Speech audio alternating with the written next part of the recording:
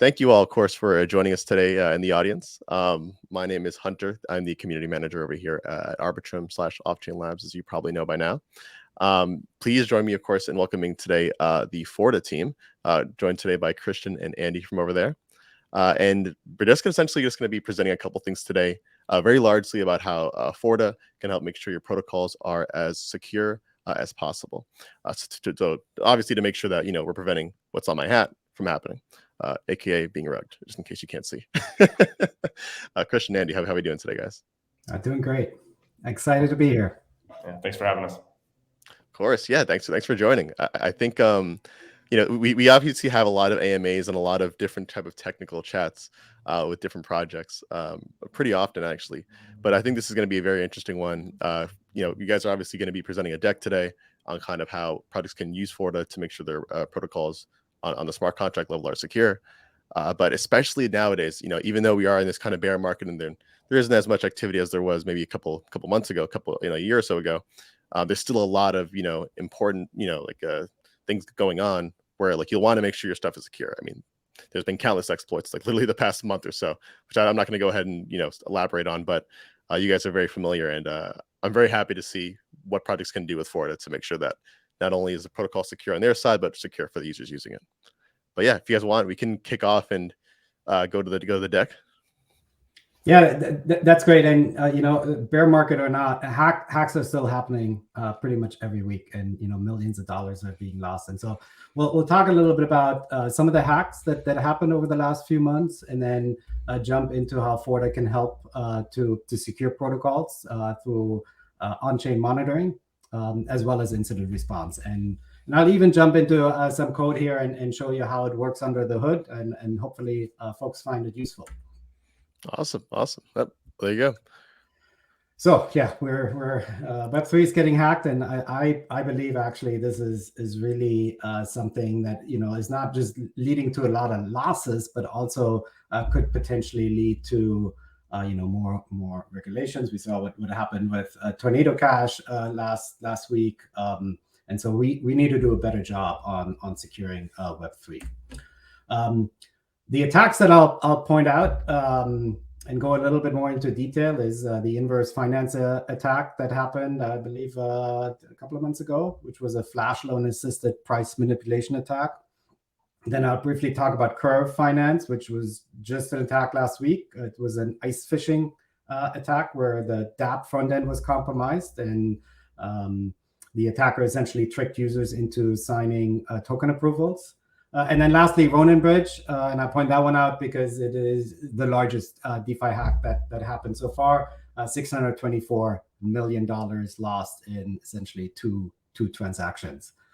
So a lot of assets at risk.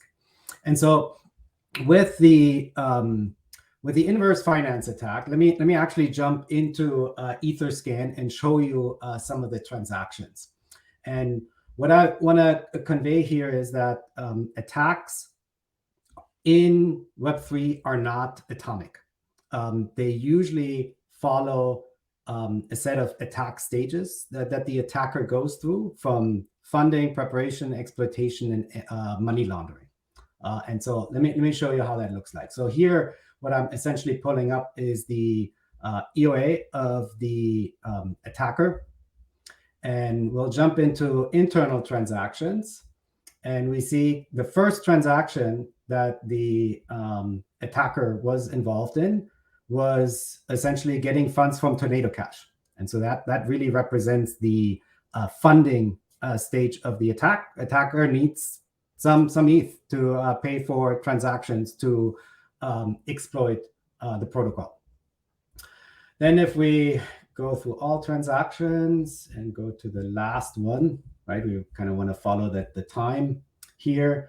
So this transaction right here is when the attacker creates a contract. So this is the attacking contract that is used to execute the attack. If you click on the contract itself, you can see, for instance, that it is not verified. The source code was obviously not submitted. That is certainly suspicious. Going back to the transactions here. So this happened at block 418. Attacker contract gets deployed. And then at 419, the attacker actually invokes a function on the attacker contract. So this is the attacker contract, which, trackpad. Where was I? Here, start. So they invoke the attacker contract. They essentially invoke the start function on the attacker contract. You can see here that it involves a flash loan. And then if you go to the state, you can see that there's a lot of movement of wrap BTC, of DOLA. And so what essentially, if you analyze this in more detail, you can see that essentially assets are moving from the inverse finance protocol into the attacker's wallet. Other thing to point out, this was a transaction that was utilizing a flashbot, so it bypassed the mempool.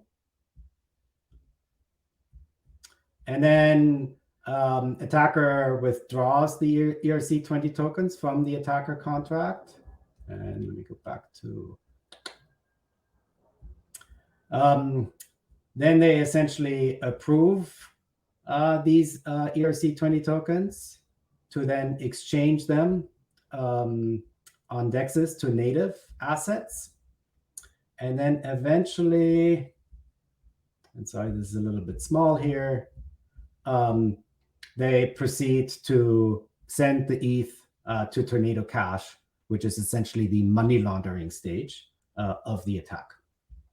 So very clearly, the attack stages were followed: funding, preparation, so the attacker contract deployment, the exploitation, and then all these actions that are essentially related to money laundering. One thing that I want to point out here is some of the detection opportunities, because when the attacker contract gets deployed, it is on-chain. And what that allows us to essentially do is to simulate locally invocation of that attacker contract. So at block 418, it is possible to locally essentially exploit the inverse finance protocol even before the attacker submits the exploit transaction. Which is super powerful, right? Because then that gives you kind of this, at least that one block advantage to have high confidence that an attack occurred and you're able to take mitigative action.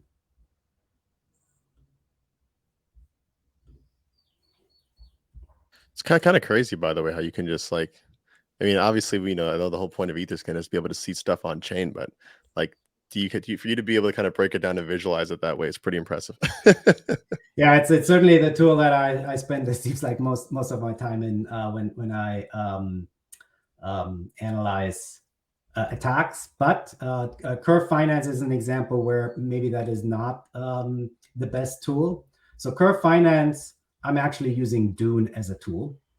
And basically what happened in the Curve Finance attack, attacker compromised essentially the DNS records associated with Curve. And then users essentially went to the Curve dApp and they actually ended up on the attacker-controlled dApp. And then as they interacted with the dApp, they essentially signed transactions to give the attacker approval to operate on their ERC20 tokens.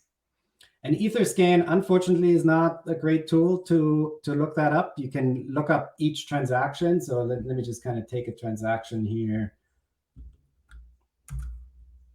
so we can see how that looks like in Etherscan. Here's essentially the USDC approval towards the Curve attacker. And you see the approval essentially right here. You see it's on this spender, and then actually, essentially approving infinite amounts here of USDC. But if you kind of want to pull up, basically saying, hey, give me all the token approvals to the attacker address, Etherscan does not have that capability, at least as far as I'm aware of. And there's a variety of tools, Dune, Lua Base, Google also has kind of the data indexed that allows you to query the data that way. And so here, essentially, we're querying from Dune all the ERC20 approvals to the attacker contract after some block, because just for optimization purposes. And you essentially see here that there have been several users. So all of these folks essentially approving ERC20 token transfers to the attacker. You see kind of the amount here, and then you see the contract address, which essentially corresponds to the specific token. And then you could also issue a corresponding query to then look at the transfers. And so that essentially gives you information about how much did the attacker steal. So these are essentially then all the transfers from the previous approval wallets to the attacker wallet. And I think the total was about $600,000. And one user, which I think is this one, unfortunately lost 400,000 USDC due to this attack. If we're looking at this on Etherscan, so this is essentially the attacker address. Whoops, sorry. Pull this up. Christian, while you're doing that real quick, I see a few public comments in the StreamYard chat, Hunter. Is there a way for us to respond to those? Yeah. So you can actually, I just respond to them either on the Twitch chat, or, I mean, if you guys even wanted, if you ended up wanting to just respond like live up here, I can actually bring up the comment on the screen. Okay. Yeah. All right. Yeah. Otherwise, if you want to respond just directly, I would say being able to log into Twitch. Okay. Do it in Twitch. Okay. Yeah. All right. Yeah, and if there's a question, just point it out and we can discuss. Just don't, okay. Don't worry yeah. about One question around what protective action could a protocol take, and maybe in the context of inverse. Okay, there you go. Yeah, it's being highlighted on the screen there for you, Christian. Something we can take now or later. Yeah, I think I can take it now. I mean, I think inverse was primarily on chain, and so I think it's really around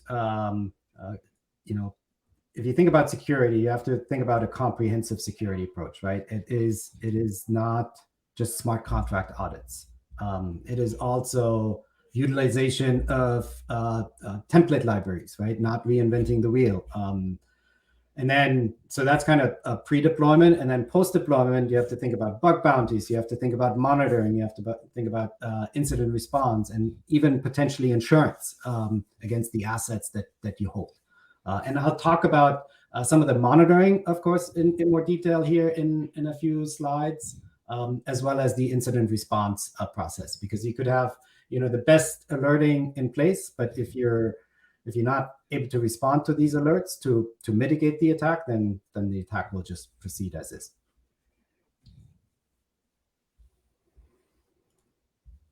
Awesome.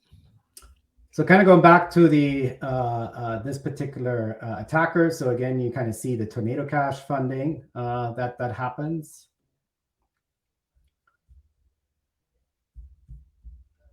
And then essentially you see all the transfers that are happening from users' wallets. And then if you go all the way back up, you again see Tornado Cash as the money laundering stage. So you have funding with Tornado Cash, which is the funding stage. You have the approvals. That is essentially the preparation stage, because no funds were lost yet. Then the transfers that you see here are the the exploitation. So it's stealing the assets from users' wallets and then converting that into native tokens and then out to Tornado Cash. So again, kind of that pattern holds. Ronin. So this was an attack that happened, back in March. Largest DeFi hack ever. Was a little bit different. And what happened here? Well, first of all, the attacker got funded through Binance, so apparently they didn't care about kind of privacy implications of that. And then here you see essentially 2 transactions against the Ronin bridge that essentially transferred huge amounts of Ether into the exploiter account. So there was really not a lot of heads up and not a lot of opportunity to mitigate this attack. And the reason for that is because the attacker actually compromised the Ronin validators and was able to obtain the keys necessary to sign essentially this transaction such they were able to withdraw funds from the bridge. But what is very interesting about this particular attack is that this happened on the 23rd of March, and it wasn't noticed for 6 days. And if we look at this transaction right here, so this is essentially what happened on the Ronin bridge in that period between exploit happening and the exploit being discovered. And what you see here is essentially users still happily depositing ETH into the bridge that essentially was in the control of the attacker. So even when an attack has successfully been completed, it is important to identify that attack because there's still residual risk that your users may be exposed to.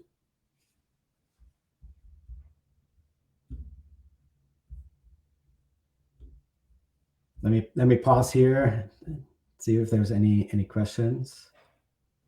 It's, I guess, just to throw in there, it's kind of insane how many different attack vectors there are for people just looking to just get a hold of one system, Yes, and one thing to point out, the Ronin attackers, so the US government associated this attack with the Lazarus Group, which is associated with North Korea.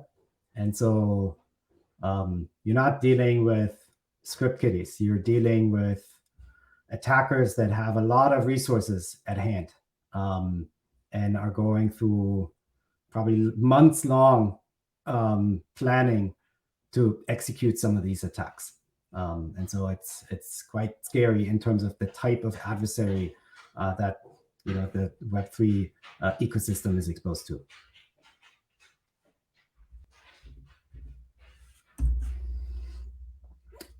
So hopefully kind of these few examples kind of illustrated that attacks are going through these attack stages. And then with every attack stage, now essentially you have an opportunity to identify attacker activity, right? So funding, I gave the example of Tornado Cash funding, exchange funding. There's more kind of techniques that are being used: preparation, sleep minting, attack contract creation, token approvals, token impersonation, exploitation. There's a whole slew. These are just a few examples here that I mentioned, but it's various exploits, economic attacks, social engineering attacks kind of fall into that bucket. And then lastly, the money laundering. Again, Tornado Cash so far has been kind of the preferred tool by attackers, but the Nomad Bridge exploit from last week, we actually see that that happened, I think, after Tornado Cash was put onto the sanctions list, and the attacker chose to launder with Tornado Cash, but also with some centralized exchanges. And so then kind of going back to kind of Forta and a comprehensive security strategy. I already kind of talked about this briefly. We have to think about a comprehensive security strategy in terms of what you can do in pre-deployment, utilizing template libraries like the Open Zeppelin contract library that I'm sure many of you are aware of and are using. Audits, those things are essential. But you also have to think about that you're not done at that point. you also need to think about post-deployment, and bug bounties are a great way to entice white hats to discover and responsibly disclose vulnerabilities. Real-time monitoring and alerting, that's really where Forta fits in. And then lastly, then of course, also incident and emergency response in order to respond to the alerts and actually mitigate the attack. And so one way to think about Forta, it's a decentralized security camera and alarm system that monitors on-chain transactions. And at a high level, Forta consists of detection bots. These are scripts. So think of it like pieces of logic that anybody can write and publish to the Forta network in a permissionless way that look for certain attack conditions. So example, Tornado Cash, right? There could be a bot that monitors every transaction and looks at, hey, is this transaction or are these funds being transferred from Tornado Cash? And if that is met, then emit an alert. And those detection bots are then deployed on a network of scan nodes. Think of these as full nodes that then forward transactions and blocks to community developed detection bots. And then again, when the detection bots identify a certain condition, they emit a finding, pass that on to the scan node, and then the scan node passes that along to anybody that subscribes to those particular alerts. Let me show you how that looks like. So we have something called the Forta Explorer. Think of it as essentially Etherscan for Forta alerts. And what you see here are all the alerts that were emitted over the last few hours. When you click on an alert, you're able to see essentially the transaction that it is linked to. So this one is a flash loan alert. All the addresses that were involved in that particular transaction. And then down here, you actually see that this particular detection bot is deployed on 3 scan nodes, and that is being done for redundancy purposes, for reliability purposes. So if like one scan node goes down, there's still 2 scan nodes that essentially scan the same transaction. So there's some resilience in the network due to the way the bots are deployed onto scan nodes. Is that publicly available, by the way, the Forta Explorer? Yeah, it's on Explorer Forta.network. Awesome. And then you can also explore the network. So this is essentially the network of scan nodes and then deployed detection bots. So we currently have about 8,000 nodes on scan nodes on the network, and these are operated by anybody. Some auditors have scan nodes, but anybody can set up a scan node and join the network. We're supporting these 7 EVM chains, and then you can kind of see how many nodes and then how many bots are deployed for those particular chains.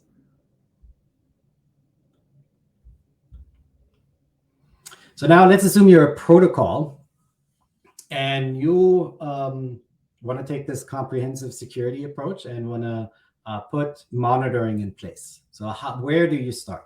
How do you go about this?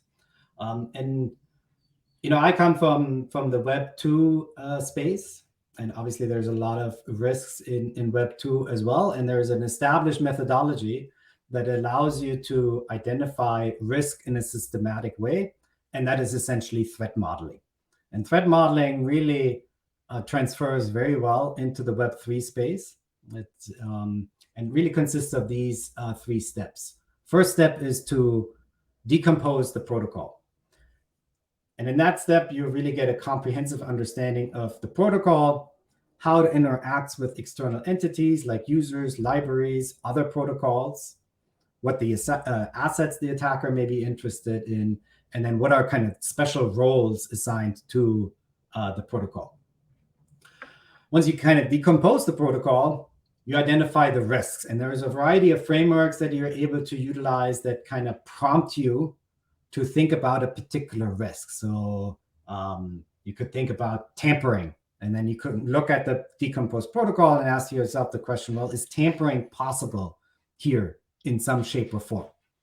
And that then allows you to identify the risks that you can then prioritize and rank. And then lastly, once you identified the risks and prioritize them, ask yourself the question, how do I mitigate the risk? Now, some of the mitigation can happen through changes to the protocol, but some of the risks you cannot mitigate, and that's really good opportunities to put monitoring in place. And so here, what you see on this particular slide is a hypothetical protocol. So think of a lending protocol, Spook, that allows collateralized lending. So you essentially have borrowers that deposit collateral and then withdraw assets into this particular lending protocol. So that's one scenario. The other scenario is, they want to kind of close their position. So in that case, they would have to repay their assets with interest in order to withdraw their collateral. And so so on the right here, you see kind of a threat model that is kind of decomposed against these various use cases that I just mentioned. It kind of identifies the assets and then kind of the flow through essentially a protocol with some trust boundaries. So for instance, here we have borrower A that is able to repay and withdraw collateral. And what in this particular hypothetical protocol, it relies on an external library that calculates the collateral and interest. And so if you think about the dependency here, right, you may be very interested in monitoring when there's changes to that external library. So you should ask yourself, after you have created this threat model, what should not happen? Where are the trust boundaries? Are there any of the known risk patterns that apply? And that will, result in a whole slew of risks that you identify. Again, some of them you're able to mitigate, but some not. And for the ones that you're not able to mitigate, that is an opportunity to put potential monitoring in place. So I have a few examples here, like for instance, stale Oracle price, right? Like when you deposit and withdraw, it relies on an external Oracle to calculate essentially how much collateral you need to deposit. And so let's assume that price becomes stale. That obviously presents a risk to your protocol.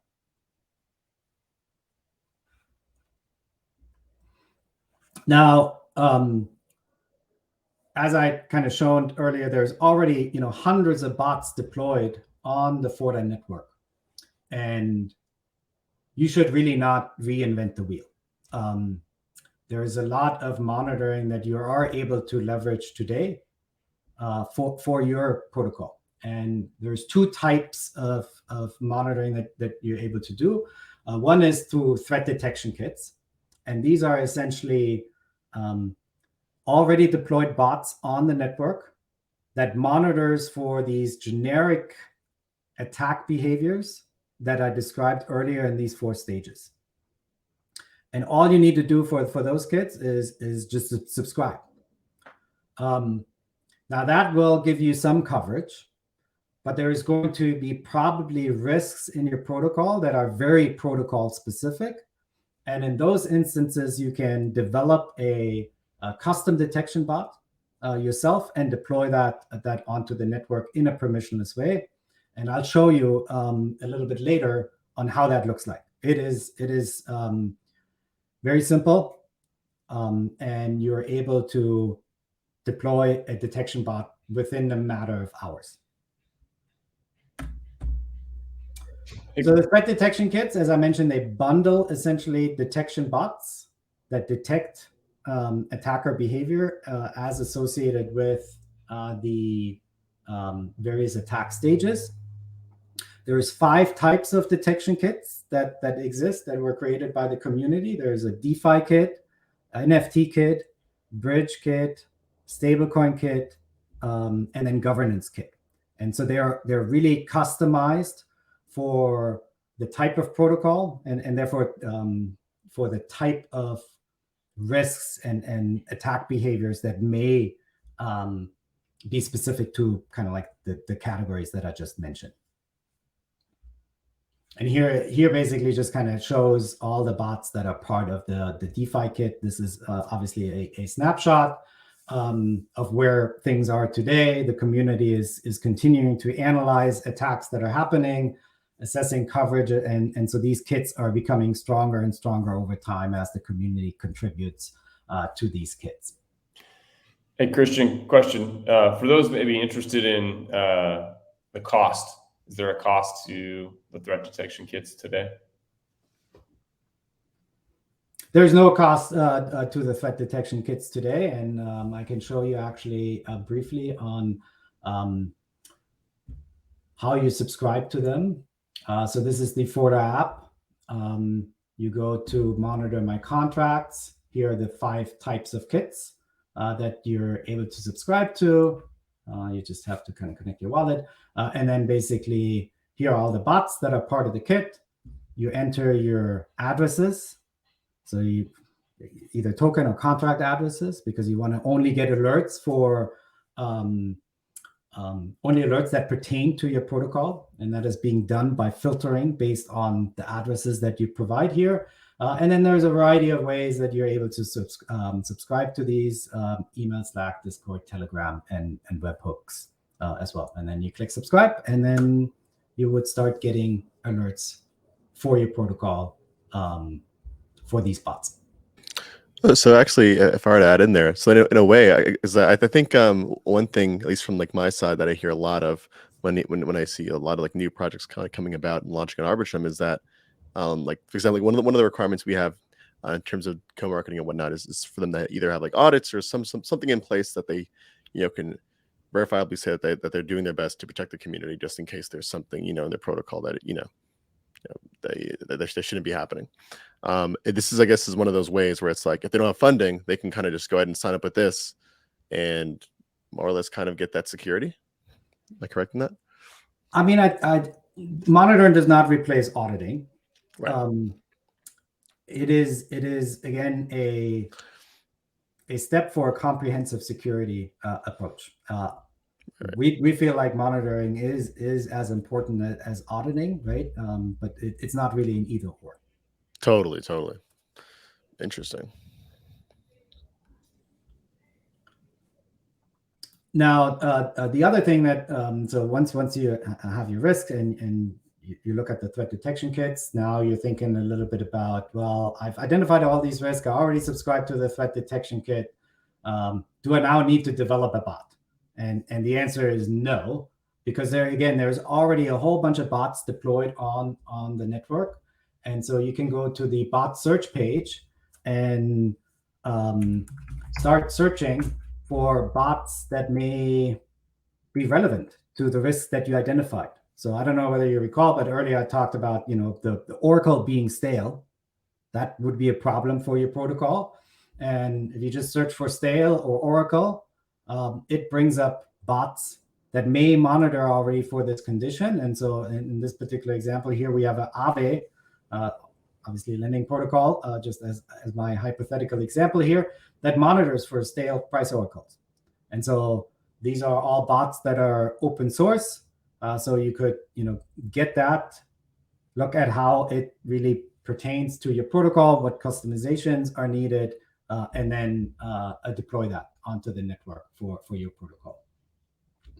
And then many of the protocols are already having monitoring in place for Forta.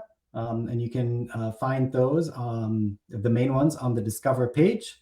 And you can click on a particular protocol, and then you see all the bots that they have deployed. And this is really nice in that, we have identified a set of risks through the threat modeling exercise. Well, maybe there are some risks that we didn't think about. And so this is yet another kind of double check where you can see, oh, there's another lending protocol and they're monitoring for these conditions, and that may prompt some additional ideas in terms of risks for your protocol. So certainly encouraged to explore the Discover page for those resources. Christian, something else I'll mention about the Discover page. I think what we're realizing is that protocols want to be featured here because there's some reputation and sort of perception value associated with this. So protocol teams or core teams want their communities to know that they are monitoring things in real time, that they have basic threat detection in place, and being listed here is sort of one way to advertise that.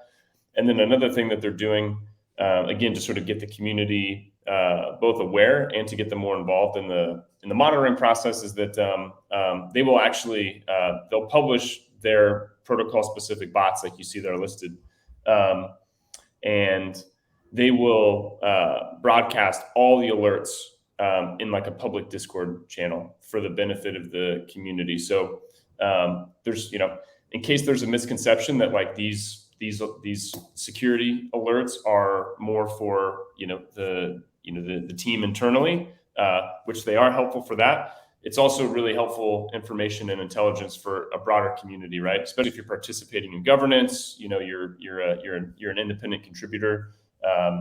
All of this information, could be useful to those kinds of people as well. Yeah, thanks, Andy. Now there will be risks that you identify where, well, threat detection doesn't cover it, deployed bots don't cover it, and you will need to develop a custom bot.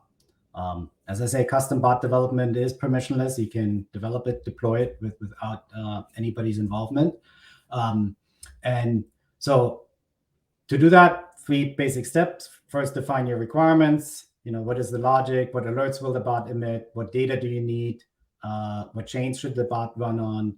What data that you need is, let me just kind of elaborate on this a little bit. So bots operate on transactions or blocks, but a bot is essentially a piece of JavaScript, TypeScript, or Python code that is then kind of wrapped into a Docker container that is then deployed onto the scan node.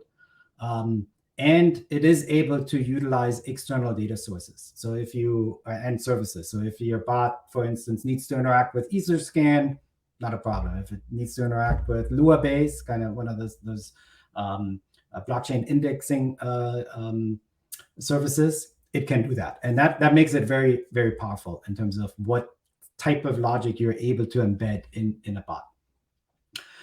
Then you implement and test the bot. There's unit testing framework. Other thing that is really nice is that you're able to retroactively run your bot on past transactions. So if there has been an attack, let's say last week, you now develop a bot today to identify that attack. You can run it on that transaction to ensure that it actually triggers. And then you can also run it on live transactions locally. So as transactions get mined, they get forwarded onto your bot, and you can kind of see how it behaves.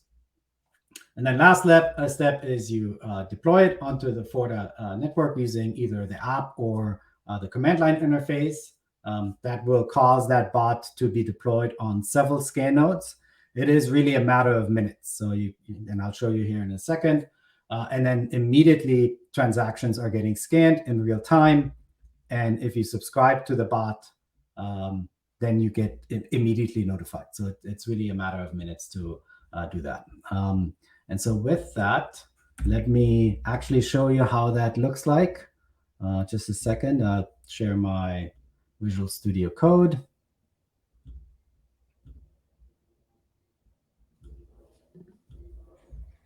I'll wait for it to pop up over here so I can make sure I share it. Okay, I think I have it shared. I see it. There you go. Okay, so my background is more in data science, so I stay away from JavaScript. I'm more on the Python side. So what I will show you here is essentially how to create a detection bot in Python.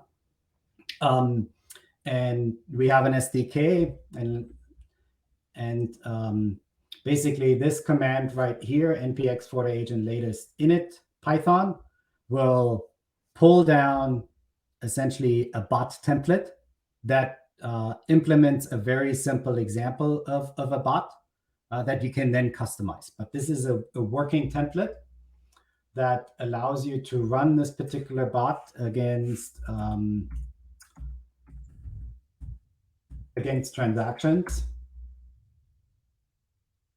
and also against live transactions. So this particular bot example, again, this is more of a template, is really just detecting large tether transfers. So you have a README that just kind of explains what it is doing, and then it also explains in more detail what alert it gets emitted. So there's the condition, the severity, the type, and then if there's any metadata that is associated with the alert, that is also included here.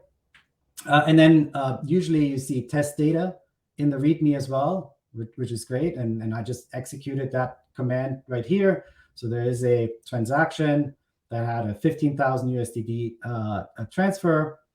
If we're monitoring transfers over 10,000 USDD, that should have triggered. I ran that, and what you see here is essentially the alert that got emitted. So you see kind of name, description, alert ID, what chain it was on, severity, and type, as well as the metadata. And so here in this particular example, you see the tether that was transferred from this address to this address. Now, looking at the code itself, it is... Hey, Christian, sorry, one sec.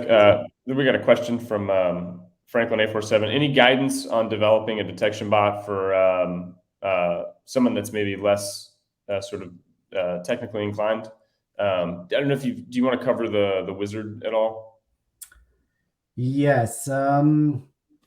Let me wrap up this, and then we'll jump into the wizard, because I have to kind of change my sharing again. But yes, there is I'll address that question in a second. But if you look at the code itself, it is fairly simple. There is one function, which is kind of the main function, is handle transaction. And what happens is the scan node essentially gets a transaction, and then it forwards it to the detection bot.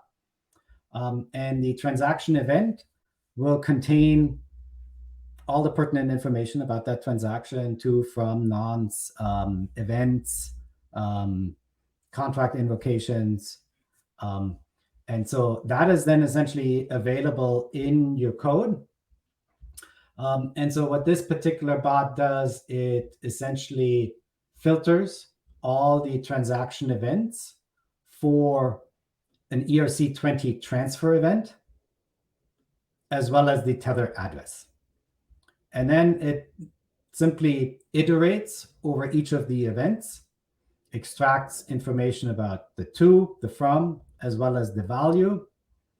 It normalizes the value based on the decimals of the ERC20 token. And then it simply checks for the condition. Hey, is the normalized value above our 10,000 USDT threshold? And if that is the case, it will create a findings object, which is essentially another word for alert, and sticks that into the findings array and returns that finding. And that is really all there is to it in terms of this particular detection bot. And so once you have developed it, you have tested it, so you can run npm run start. And what that essentially now does, it runs it against live transactions that are coming in, or that are getting mined. So you see there's the latest block, right? So all these transactions flowing through. Scroll up, we actually may see a tether, yeah, right here. 19,920 USDT were transferred just a second ago.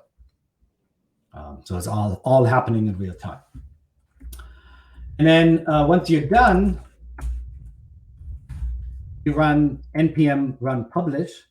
And what that essentially does, it will create the Docker container with your bot, uploads that to IPFS, and then register your bot with the network. Once that happens, it then gets deployed on multiple scan nodes at the same time, and you will start seeing that bot on the bot deployment page, and alerts will start getting emitted. I will not run this because it does take about 5 minutes or so first time I run it, but I have done that just a couple of days ago. And so let me show you how that looks like. So I will have to stop sharing.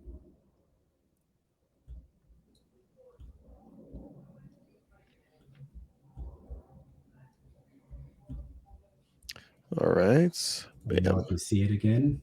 There you go. Okay.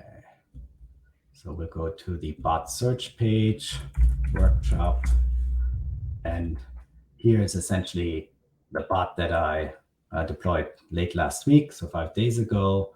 You would see that in a matter of a few minutes. There's the subscribe to this bot link that then allows you to subscribe to this particular bot. And down below, essentially, you see all the alerts that it emitted over the last few days. So super quick.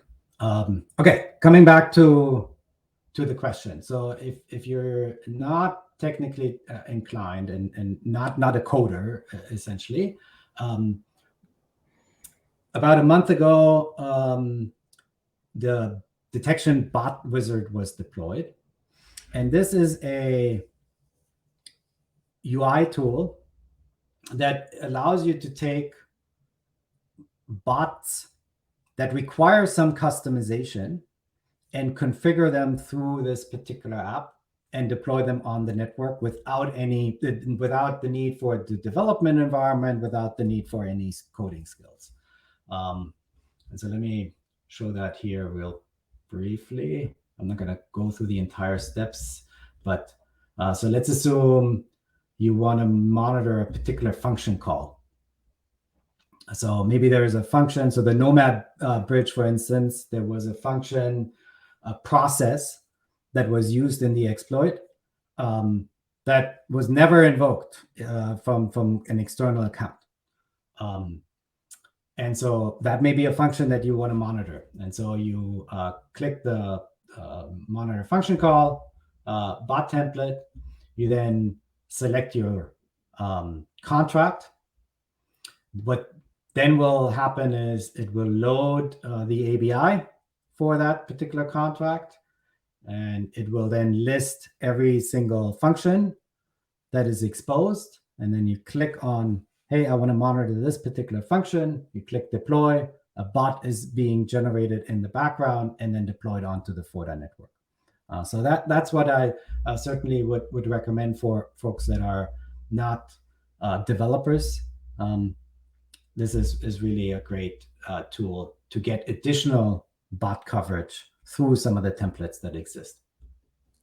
I'm very interested to see, because I know you guys recently just launched it, how much more usage is like a front end kind of facing tool like this is going to get, especially just because, like security is important on every layer, obviously, right? So especially kind of giving this tool to people who aren't devs, I think is very, very powerful. Like as soon as I see command line, I just freeze up, frankly.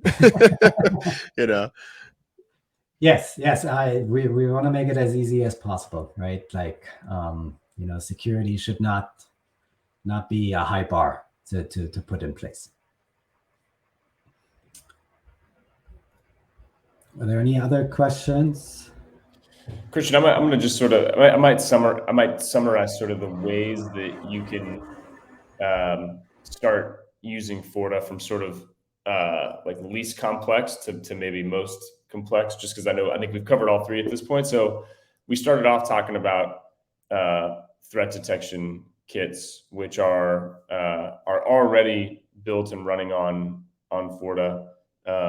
So if a protocol team is listening, or smart contract developers listening, and you just want basic threat detection on your contracts. The threat detection kits are where you want to start, and you don't have to code anything. They're already built. And those actually those are being updated constantly by the Forta community, which is also a pretty cool feature. So you get the benefit of that. And then the second easiest way is to use a bot wizard, to use the bot wizard that Christian just demoed to to monitor sort of basic things, right? Like functions, events. And then probably the most intensive is doing sort of full custom development, like, that Christian also demoed right before the bot wizard, right? But we've got a great SDK and a bunch of sort of templates and things that can sort of accelerate that custom development process. So. Yeah, thanks, Andy, for summarizing that. And so now you have your bots in place, and alerts are getting emitted. And so the last thing that you really need to think about is the incident response. Because again, if nobody is looking at the alerts, the attack will happen. And there is, manual incident response and automated incident response. But independent of that, you need to, first of all, be prepared. Who are the incident responders? How are you going to communicate internally, externally? Are your protocols forensically ready? Like, are you able to respond to an attack? Like, is there, for instance, a pause function? Nomad Bridge had no pause function. So they were well aware of the attack, but were not able to do anything about it. If actions on the protocol are controlled by a multi-sig, who are the signers? Do you have their contact information? Are you able to get them together quick enough to jump into the incident response process? As alerts are getting emitted, well, you have to think about, like, how do you get information about attacks? Alerts is one vector, but of course the community is looking at your protocol as well. Like, how do they report that maybe something is happening to your protocol? As these events are coming in, these pieces of information come in, you need to ask yourself the question, is that actually an incident? And so you need to kind of triage, do some initial investigation, determine the severity of the event, and then declare an incident in a very conscious way. And then once the incident is declared, you need to identify the incident responders, activate them, clearly articulate the objectives of the incident, and then develop and execute an action plan, and then iterate on that. So, when an incident gets declared, well, first of all, you probably want to understand what is going on. Once you understand that, you want to mitigate it. And so kind of the objectives and the action plan will change over time. And then once you feel like the incident is resolved, obviously that's going to be a very stressful time, a lot of hands on deck. Once it is resolved, let everybody know that it is actually resolved, and then can go back to their daily lives, right? And then lastly, once the incident is resolved and the air is more clear and the dust has been settled, as a last step, take a look at conducting a post-mortem. Ask yourself the question, what went well, what could be improved, because that can really be input into making the overall process better. And believe me, this is going to be a very stressful time. And it is best to prepare beforehand. If an incident happens while you're not prepared, is going to be very, very difficult to handle in a systematic and efficient way. And so I urge folks to prepare for these incidents and maybe even practice. That's certainly what we're doing at Forta. Because otherwise I think it'll be a little chaotic. Well, excellent. Well, that's all that we had. Again, what we encourage folks to do is go to the Forta app.forta.network. Check out the threat detection kits. Again, it's really a low bar.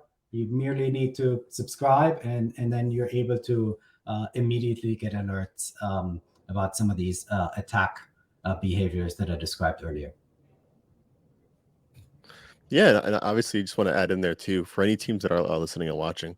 I'm obviously happy to facilitate any introductions to the Forta team. If you guys obviously want to, just get connected with them to maybe have more of a deeper integration rather than just signing up for their threat detection service, which you can do permissionlessly, as they said. But yeah, no, obviously, thank you guys, Andy, Christian, obviously for coming on today. Again, been very, very informative, especially with what's going on in crypto now. Yeah, thanks for having us. I hope it was useful. Of course. If nothing else from y'all's end, I'll go ahead now. Obviously, for everyone, just who did come in late, just in case, we're going to be posting this on YouTube as well as Twitch. It'll stay up, so you can kind of listen to it back, watch it back, and whatnot. But yeah, thanks you guys for obviously coming on today, and yeah, we'll see you guys next time. Yeah, thanks so much. Thanks all. Bye. All right.